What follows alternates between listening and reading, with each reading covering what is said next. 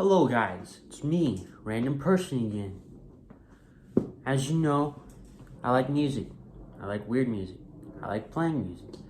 But today I figured I'd go ahead and talk about one of probably my favorite punk bands of all time, one that I think is really influential, Minor Threat. Minor Threat is probably one of the best punk bands I've ever listened to. They're ones that started the genre.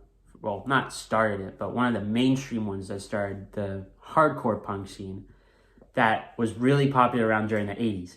And their songs are awesome. You should listen to them, please. If you really enjoy punk music and if you really enjoy songs that kind of just go ahead and like, hey, we're pointing out that you're kind of absurd and stuff, you would really like their music. Like, it's really good. Anyway, I figured I'd go ahead and talk about their songs and also rank them and the album that they're on. Basically, going through their whole discography and going ahead and basically being like, oh, I'm a music critic and I'm going to go ahead and rank this song. And if it's not good, then I'm going to rate it bad. I'm like, I'm not going to fully do that. I'm just going to go ahead and rank the songs basically how I feel like it. And if I end up ranking it kind of low, it doesn't mean it's bad. By all means, all their songs are pretty good. I'm obviously going in kind of biased, but I'm going to try to go as unbiased as the ranking as I can by how either the song sounds, how the song's supposed to feel for a punk band, and how Minor Threat's supposed to feel.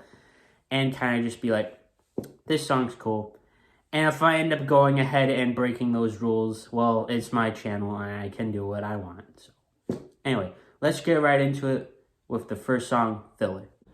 Alright, so I said that I was going to rank the songs, but I wasn't going to rank them immediately afterwards, so I'm leaving the ranking part at the end of the video. So each song I'm going to rank, and I'm going to show you my ranking on screen.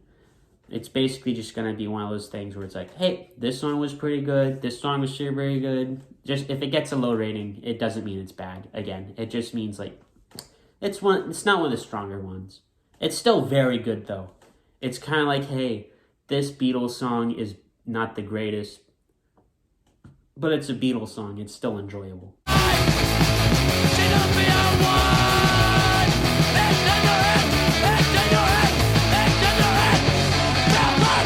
Now, if you don't know with Filler, the song Filler is basically kind of just making fun of people that go ahead and get kind of a bit too into it. Like with certain stuff, like say you're getting really into love, like with this lover, or you're getting really into religion. It's kind of basically criticizing those who get really into it and basically just go ahead and be like, oh, but it's religion, and I go ahead and get really into it. But that's kind of what this song's like. It's basically being like, oh, you're really into like this girl, and now you've just kind of completely changed. Like you've just now see like yourself as a wife, and you've just kind of lost yourself, and it's like you're never gonna get that back because you're just kind of fully lost in it. At least that's what I think it is. Again, I don't fully know.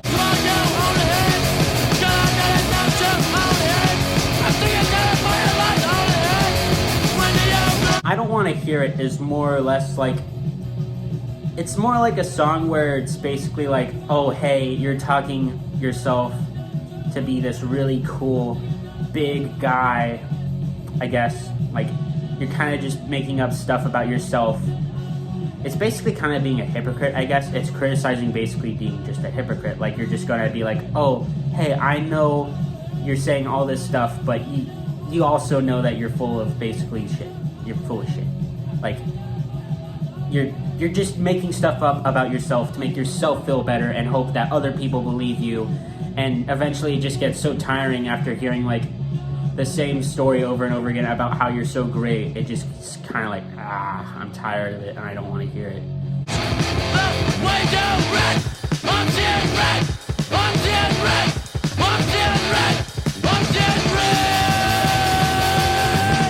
So seeing red is kind of, it's in the name of the title.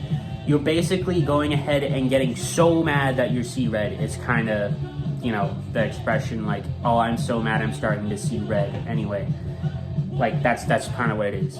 But in the song, it's kind of like with the lyrics, it basically sounds like he's getting bullied enough. Like if you bully someone so hard enough that instead of them being so calm in the meter, they're gonna eventually get so mad at you that they see red and they don't fully know what they're doing. Like they're so red, or they're seeing a whole lot of red that they don't fully know what their actions are. It's basically getting as mad as a bull whenever it sees a red flag and just goes ahead and starts going berserk. That's kind of what it is.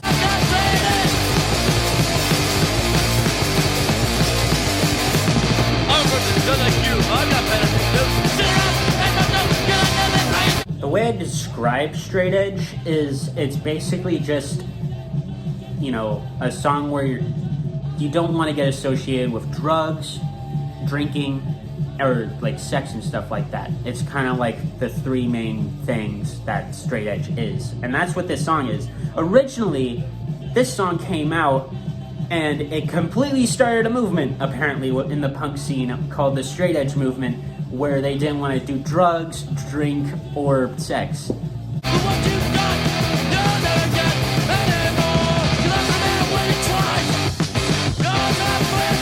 Small man, big mouth is basically just the equivalent of, oh, you're a small man but you talk big and you're probably just really insecure and stuff like that. That's basically what it is.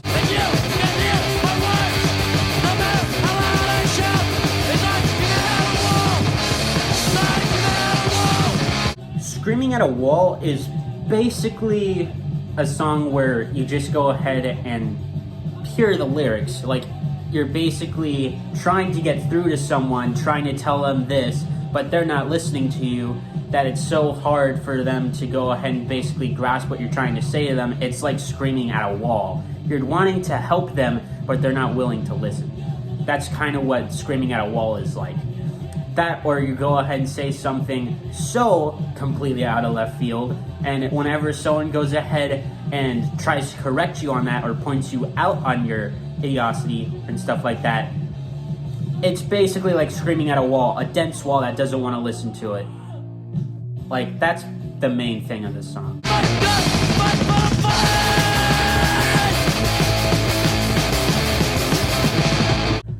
So, to describe bottled violence, I'm gonna have to say that it can be interpreted two ways. So, in the lyrics, it's kind of described that you get so drunk and you basically start becoming extremely violent. It's kind of making fun of those people who get really drunk at, like, say, rock shows or whatever, and get completely, like, violent, and they just don't fully know what they're doing.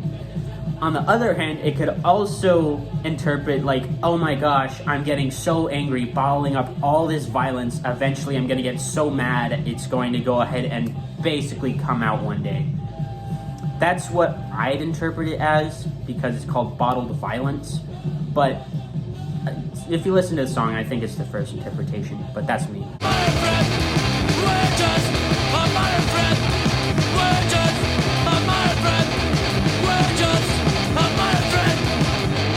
So, Minor Threat. So this one is a bit of a doozy. This one's kind of hard to pinpoint. So, in the lyrics, it's basically like, oh my gosh, we're not the first band, like, we're to talk about this, but we're basically going ahead and trying to speak out about it. But in the lyrics,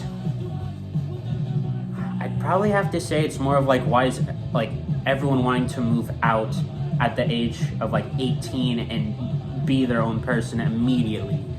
It's basically saying you shouldn't go ahead and be like, oh, I'm really itching to get out of the house away from my parents whenever I turn 18 or whenever this happens. It's kind of like, I guess I'd describe it that way. I don't fully know.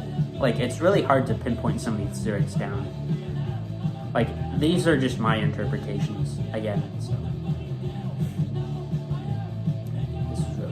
Sorry. Anyway, so I think the main thing that you'd have to take away from this song is that you shouldn't go ahead and live life super fast and try to go ahead and leave like the life that you want to live. Live the life that you want to live. It's basically saying take things slow before you make a big mistake. Anyway, that's what I think it is. I don't know. I'm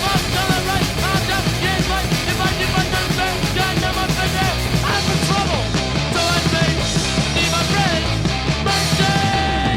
way I would describe Stand Up, it'd be a song basically like if you're going somewhere and you end up having to fight, like if trouble follows you all around, have your friends at your back and make sure to stand up for yourself. That's what I think it's meaning. It's really hard to pinpoint it. Like, the lyrics make it seem like you're out at a concert or something and you end up like having to fight people with your friends, or if you end up fighting, you should fight with your friends and not fighting alone, otherwise it could end up being bad. Or overall, just avoid the fight entirely and don't go looking for trouble.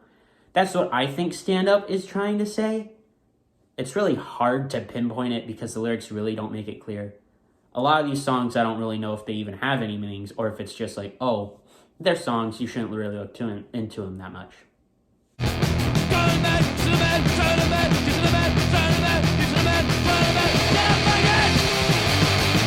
So, 12XU, I think that's how you say it. It's a cover song by the band Wire. I really don't know too much about the song. You just need the proof. Did you fucking get it? In My Eyes is basically describing the hypocrisy that people say in their words. Like, people say like, oh, you tell me that you like her. You just wish you did. Like, it's basically saying like, oh, in my eyes, you wish you did like her because you're just saying that you don't actually like her. You just wish you did. And it's basically pointing out like people contradicting themselves, I guess, or people making up excuses for what actually Ian sees in his eyes.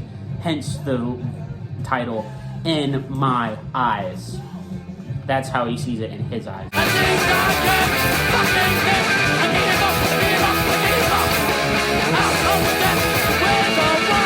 So Out of Step with the World is basically, it's basically kind of like straight edge. It's just being like, oh, I can't keep up with the world and how it's changing and how a bunch of people are just doing more drugs. It's more like more sex, more stuff like that. It's kind of almost similar to straight edge, I guess. That's how I describe it. That's at least how the way I see it. Anyway, that's all that is. It's basically straight edge, different version. I think on another album, it's more described. This one, it just has a really short version. I'd look over it.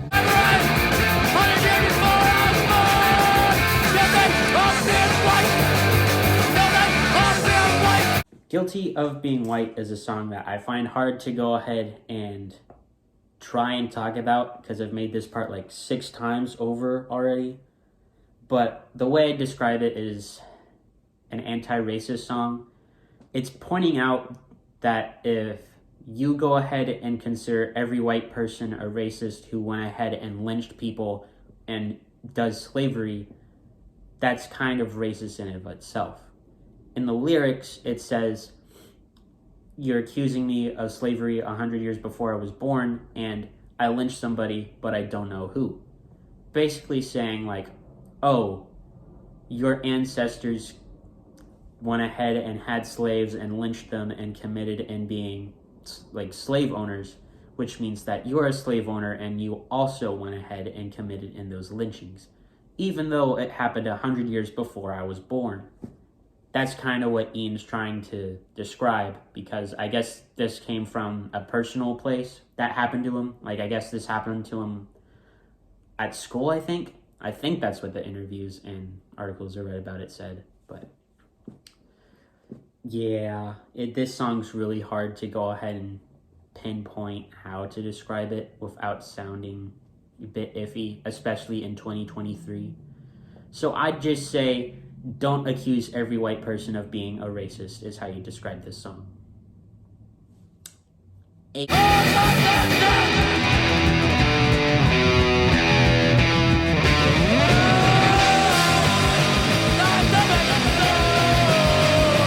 So Stepping Stone is a cover of a Monkey song that starts off with, I'm not your stepping stone. But in this version, Minor Threat decided to cut that part and just put Stepping Stone.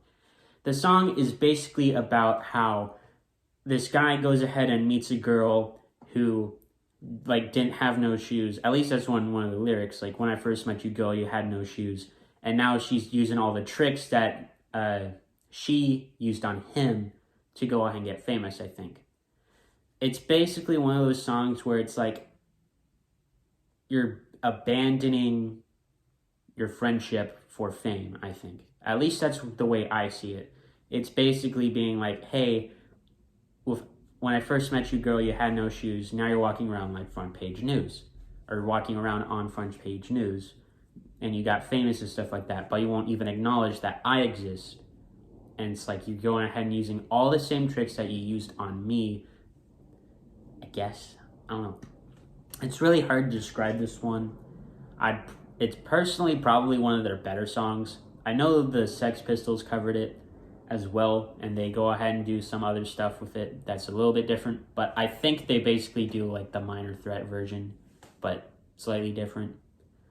I don't know. The Monkees version, I also don't mind, but I definitely prefer Minor Threat's one. It's probably one of their better covers. Anyway, that's the end of this album. We're going to get on to Out of Step, the album, not the song, which I personally think has a lot of their better material on it, but that's just me. Right. So we're talking about Minor Threat's official album, Out of Step, and the first song off that is Betray.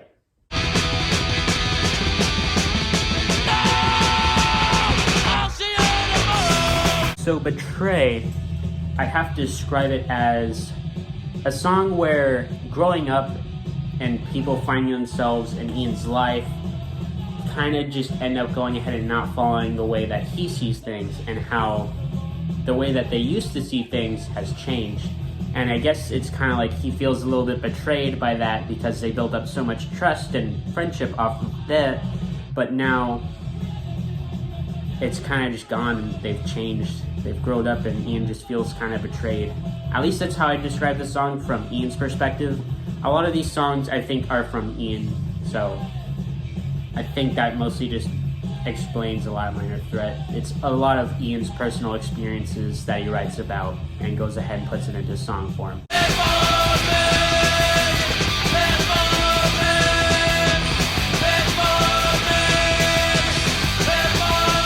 It Follows is more or less a song about how kind of Ian went ahead and felt. Again, it's kind of a lot of these songs that it's like, oh, Ian felt like this. So he went ahead and basically describes the song like him leaving this stuff that he didn't like behind in order to be in the punk scene. But now that he's in the punk scene, he realizes that it goes ahead and follows him into the punk scene, and it's kind of one of those things that it feels like it's just following him. He didn't like all the stuff with like drinking, drugs and stuff. He thought like the punk scene would be like, yeah, we're gonna be like, no drugs, no drinking, no sex. Like, that's kind of what he thought it would kind of be like, being against everything, kind of how punk should be. But he came to realize that the punk community kind of doesn't see him the same way, and it feels like those problems that he was trying to escape follow him into his punk scene. You think you're the only one? Think again! Think again! Think again! The way I describe Think Again. This one's a bit weird. So, it's basically one of those songs where it's kind of one of those songs that's like challenge society. Don't follow the norms that kind of go on in it. Go ahead and make sure that you think about it before you actually get into it. It's kind of like think ahead before you go ahead and make a bad decision. That's what kind of it's supposed to be like, I think. That's what I could get from it. It's basically like think before you... Anyway, it's kind of just supposed to be like think before you get into trouble, or think before you do something. That's how I describe it. Or another way you can interpret it is like, oh, you assume this thing about this person, but later you found out about it, so you should think again. Like, oh, hey, maybe you shouldn't just assume on people, and, think before you go and do something like that. Or think before you talk, or think before you assume. That's another way I think you could interpret it, but again, I'm not fully sure. this is just my kind of take on it. Something up inside, and I can't always put it aside. What can we do? What can we do? Look back and laugh. The way I can go ahead and interpret it is that it's friends basically going ahead and falling out over something super dumb. Like in the lyrics, it's like, oh, I went ahead and saw like something funny happen. Like my friends thought it was something funny happened, but it scared the heck out of me. Like that's basically what the lyrics are. And it's basically kind of just describing a falling out between friends. But hopefully that one day we'll go ahead and be able to look back at it and laugh. That's how I can go ahead and look at it. But there's also a hint of like, well, maybe we should go ahead and try to at least look back and laugh. At least that's what I can infer from the lyrics. Everybody takes your opportunity, never get the break belong to you. Everybody takes. So, sob story, the only way that I can fully describe it, I said think way too many times there. The way I can describe it is like, you just go ahead and complain a whole lot and basically telling a sob story, and eventually people are just gonna be like, oh, boo-hoo, it's a sob story. When in reality, it's not actually tough at all. You're just making it seem worse than it's actually out to be. That's the way that I describe the song, is like, oh, you're making this seem way worse than it's out to be, and you're just trying to tell a sob story. Anyway, that's the way I think it is. And to be ignored, haven't we? Messed up like before.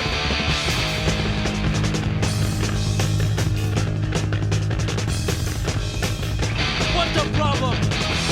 No Reason is a song basically saying, hey, sometimes friendships just fall out for no reason and it's completely stupid. Well, not sometimes, but it's basically being like, hey, our friendship just kind of collapsed for no reason. Like, say, you went ahead and angered a friend somehow and you don't know why, and then like because they're not wanting to talk to you, it's just like, wow. It's like, if you're not willing to talk and communicate with me, the friendship's slowly gonna fall out for no reason. And that's basically it. It happened for no reason. That's basically the song.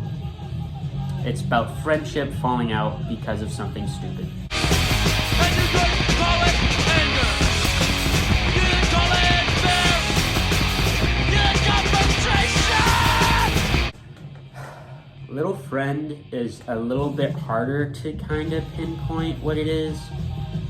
I think it's just kind of one of those songs where Ian was feeling like all this stuff around him and he doesn't really know how to handle it, and it's just kind of one of those things where it's like, oh, I guess I'm just gonna have to say it's me and my little friend here, which is like anxiety, confusion, and like completely depression, or not complete depression, but kind of being depressed and just not really knowing how to handle it. I don't know, that's the way I can interpret it. This one's always just kind of been a little weird to me. It's still a good song though.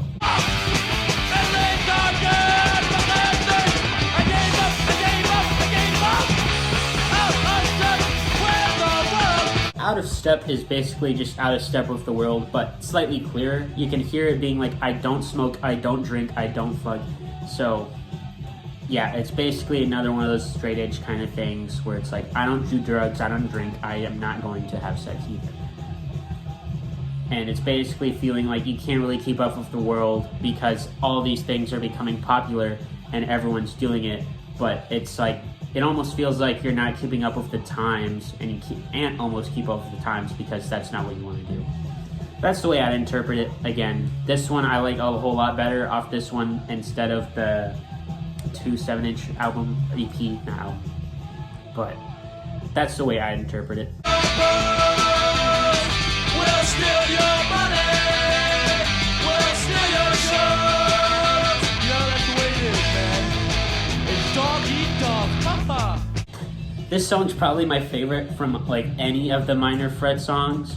It's called Cashing In, even though on the album it doesn't say. It's like a secret track. I say secret, even though it goes from Out of Step immediately into it. Anyway, It's basically, I think, saying like, hey, you think that we're going ahead and just trying to make a quick buck and steal your shows, even even though we're not. We're just trying to be a punk band. And I guess the way that they see it is that, oh, they must think that we're trying to cash in. All in all, I think it's just kind of one of those songs that's supposed to be like, hey, fuck you. We're doing this. We're not actually doing this, but that's what you think we're doing. Anyway, I think it's a fun song. I really enjoy it. I say listen to it. If I'd recommend any Minor Threat, I'd probably recommend this one, and I'd recommend Think Again. Here we go. Why did we go? Where did we go? Alright, so this next one I don't have the EP for, but I'm going to try to describe it the best I can.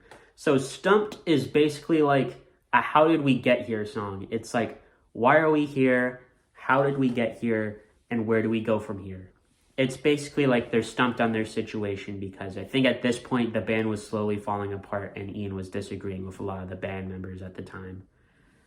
I say a lot. I think some of the band members. Not everyone, but... They can't hold a candle to mine. Tell your mama and your papa. Sometimes good guys don't wear white. So, Good Guys Don't Wear White is basically a song that's kind of standing up for the people, like the blue-collar workers, who go ahead and have to work like the hard service jobs, or like the jobs that basically not most people would work. And it's basically saying like, oh, not all good guys don't wear white. For instance, like all the white-collar jobs, like the businessmen and like the banker or whatever, like those kind of jobs. Those guys aren't always the good guys, and most of the time, the good guys don't always wear white. I think that's what he's trying to say in this song. At least that's how I feel about it. You're not coming back. Man, so serious about the stuff we lack. Dwell upon our memories like they're artifacts. On at the old. Where do I get off? So the way I describe Salad Days is it's basically trying to go back and look on the past of the band, how they started out. It was so good. It was like, hey, this is what punk scene's kind of about. It's not about drugs, sex, and alcohol. But now that it's kind of grown, the whole core of hardcore has just kind of gone soft. It's not really hardcore anymore. Punk's not really punk anymore. That's the whole kind of thing. And that's why I think a whole lot of the 80s punk bands that happened at the time ended up just kind of fading away and not doing anything, because apparently, I guess, the punk thing, like, they never thought it was going to be another fad. They never thought it was just going to be, like, new wave or anything like that. But sadly, it kind of did, and it faded away. However, that did spawn, like, a whole bunch of other new stuff, like post-punk bands and stuff like that. Also, if you're wondering why I'm sitting like this, it's probably because my chair broke and I needed to sit down.